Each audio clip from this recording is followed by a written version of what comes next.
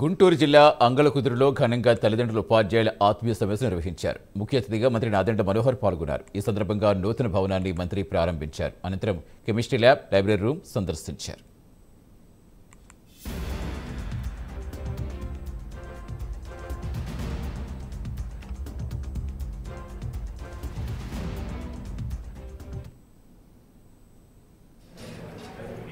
మా పౌర సరఫరాల శాఖ నుంచి మధ్యాహ్న భోజన పథకం కింద కష్టపడి పండించిన మన రైతులు బీపీటీ, సోనా మసూరి వాళ్ళు ఇచ్చిన ఒక గొప్పటి అవకాశం మాకు. ఎందుకంటే ఎక్కువ ధర వస్తున్నా కూడా వాళ్ళు ప్రభుత్వానికి అమ్మాలని నిర్ణయించుకున్నారు. ఎందుకంటే మన బిడ్డల కోసం, వాళ్ళ భవిష్యత్తు కోసం ఫైన్ క్వాలిటీ రైస్ అందిస్తాం, మేము ప్రభుత్వ పాఠశాలలో అందిస్తామంటే చాలామంది రైతులు మన బాపట్ల నుంచి, గుంటూరు నుంచి, అదేవిధంగా నెల్లూరు, అన్నమయ్య జిల్లాల నుంచి స్పందించి బయట విక్రయించడం కన్నా ప్రభుత్వానికే గతంలో విక్రయించి అదే రైస్ని మేము ఈ రోజున 25 కిలోల బ్యాగుల్లో ప్రతి బ్యాగ్కి క్యూఆర్ కోడ్ కూడా పెట్టి, ఎందుకంటే క్యూఆర్ కోడ్ ద్వారా మేము ట్రేస్ చేయగలుగుతాం.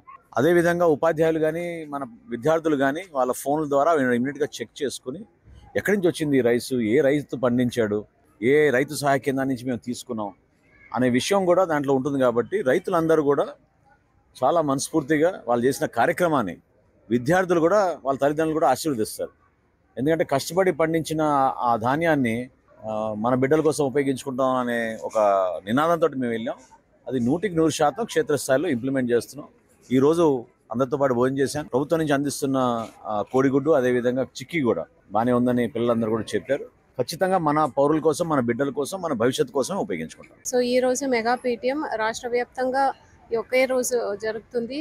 ఈ అకాడమిక్ సెషన్లో రెండోసారి ఇది మెగా పీటీఎం జరుగుతుంది.